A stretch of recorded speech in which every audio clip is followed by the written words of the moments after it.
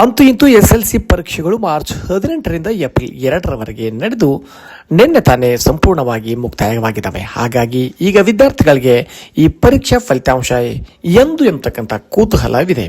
ಹಾಗಾಗಿ ವಿದ್ಯಾರ್ಥಿಗಳೇ, ತಮ್ಮ ಒಂದು ಪರೀಕ್ಷಾ ಫಲಿತಾಂಶಗಳು ಶೀಘ್ರದಲ್ಲೇ ನೀಡುವ ನಿಟ್ಟಿನಲ್ಲಿ ಕರ್ನಾಟಕ ರಾಜ್ಯ ಪ್ರೌಢಶಾಲಾ ಶಿಕ್ಷಣ ಮಂಡಳಿಯು ಸಿದ್ಧತೆಯನ್ನು ಮಾಡಿದ್ದು ಏಪ್ರಿಲ್ 8ರಿಂದ ಈ ಒಂದು ಪರೀಕ್ಷೆಯ ಮೌಲ್ಯಮಾಪನ ಪ್ರಾರಂಭವಾಗಲಿದೆ.